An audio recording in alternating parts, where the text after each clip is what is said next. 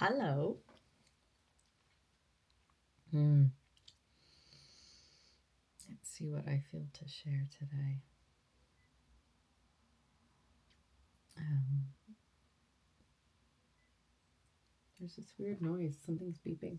I think it's coming from the other room. That's probably my husband. Maybe one of his devices. Um, Today, my hubby and I celebrated our 10-year anniversary. And we went out to an Indian restaurant for lunch. And I prompted him, I invited him to reflect on what he's most grateful for. I invited us both, right? Like, what let us consider what is it that we're most grateful for now, 10 years later, right? Because that's a huge achievement, I think, and uh, to to have been alongside someone through thick and thin for 10 years, especially when it's like he and I, it's like the equivalent of we got together. I was like speaking Russian and he was speaking Mandarin. And we somehow managed to learn each other's languages. Um, that's the metaphor I'm using, and really, it's appropriate. And if I look back, it's we both spent the first 5 years um, sorting out ourselves, and then the second 5 years learning how to support each other skillfully. That's probably what I would. And I think that we're both feeling energetically right now, he and I, a big shift where it's like, okay, now that we have a rock solid foundation in ourselves and in our partnership, now we can look to grow and expand our soul work, our work in the world, our businesses, community, family. Like, now we can go to the next level. Like, it's that energy of like, okay, next level. And we both just feel like it's going to be a massive 6 months coming up, between now and both of our birthdays are in March.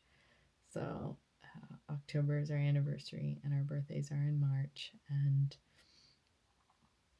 yeah, most of the things that he reflected on is probably what I'm also most grateful for. He reflected on it is just the level of peace that's present for us now. Peace that was inconceivable based on how much trauma both he and I had.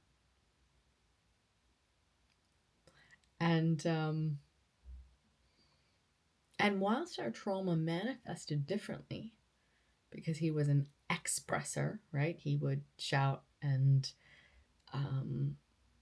yeah, he'd scream, and on occasion, like, he'd have violent outbursts of expressive energy, and I was a suppressor, which means I would stuff my feelings and squash down anything that was uncomfortable. We both had to learn how to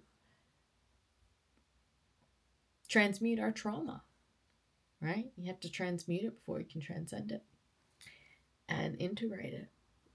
And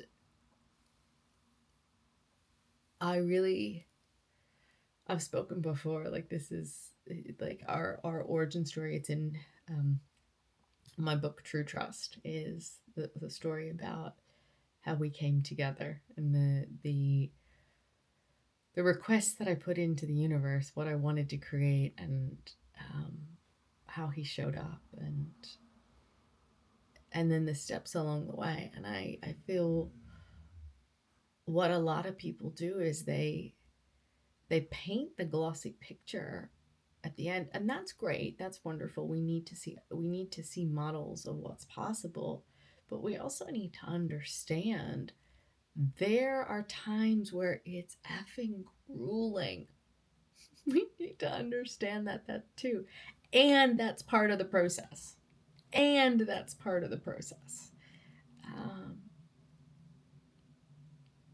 because you don't get to that experience of being the embodiment of being unfuckwithable. Am I allowed to say that on YouTube? I don't know if I'm allowed to say that. I don't know if it, because of constitutional, censored out. Unfwithable. And um, yeah, I'll find out about that. I don't pay much attention to the whole algorithms thing, though I think that is something I am going to change, is maybe pay a little more attention to analytics and algorithms in the coming months, and maybe be a little more intentional about saying, uh, if you like this video, please like this video and subscribe and comment, and it helps me grow the channel. I think that is something. For right now, it's just this this sadhana is my expression practice, and it is the practice of turning up without an agenda. Because it's easy when you have like, oh, I want to share these things, and I don't. I turn up here and I'm like, let's figure out what feels true right now to share. It's not none of it's premeditated. I don't think about what I want to share beforehand. And yeah, it's like, what was my day like? What's here now? And I saw, was it before I went on the tangent about that? It's funny. I have a bestie who knew me when I was very, very, very logical and linear, and kind of robotic in my thinking, because I hadn't yet opened to the depths of the feeling that's there in this body.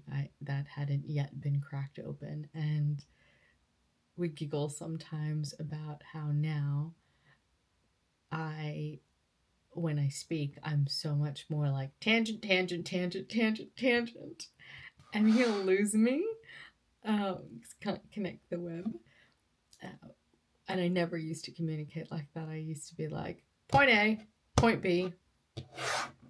This is where I'm going. So it's just interesting, the fluid, like for me to observe the distinction between like I'm communicating a point. I have a point that I'm making, versus like I'm just here to express. And of course, there'll be some level of marrying the two down the line in some more sophisticated way, I'm sure. And for now, this is where I'm at. And yeah, so what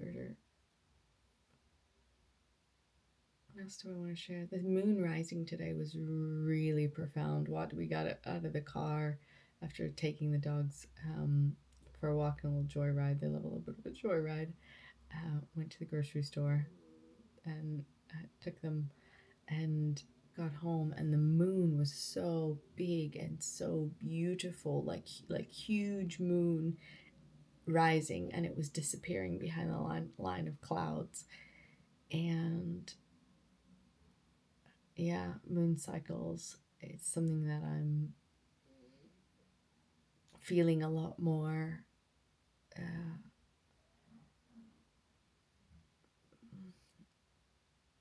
maybe it's because I've only actually been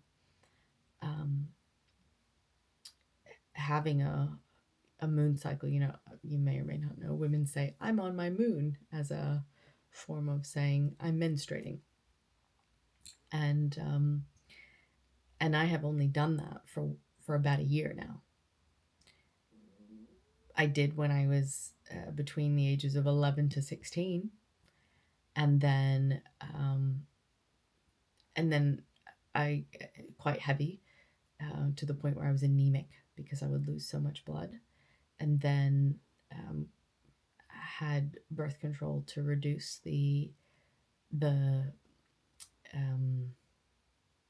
heaviness of well, actually no, when I first got on birth control it was for my acne, was a big part of it, and they said birth control could help with that.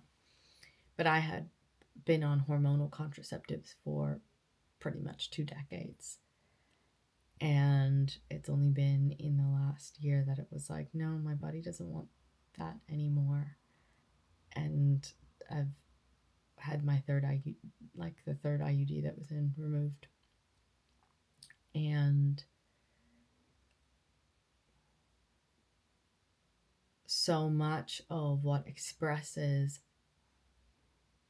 as personality is really hormonal, biologically hormonal. And so this is what people don't recognize when we regulate our hormones and our emotions, right? Because this is all, it's our neuroendocrinology, right? Our neurotransmitters and our hormones, or we effectively become a different person because we have different chemicals flowing through our bodies. Like Mikey and I were both talking about how like we just do not have the capacity for the kind of drama that we used to have in our relating, because we have cleared up so much of our trauma. Our baseline is different. We just have a completely different baseline. And that is the promise of this of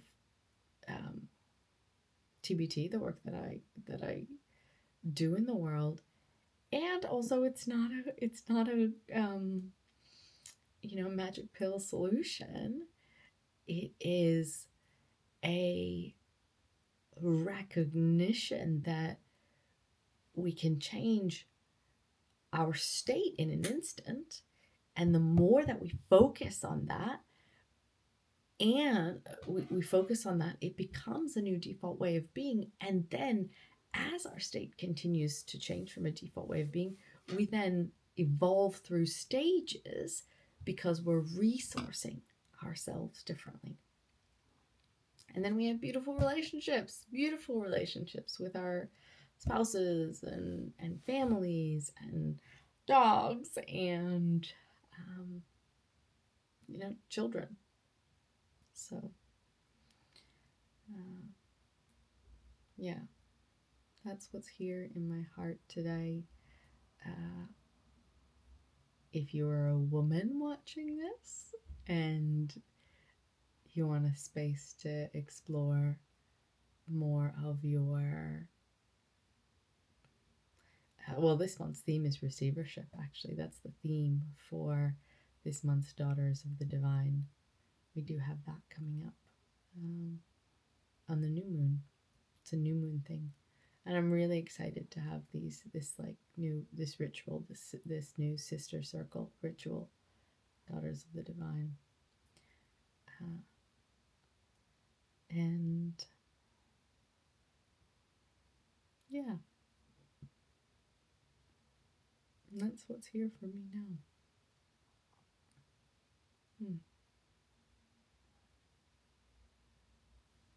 Thanks for watching.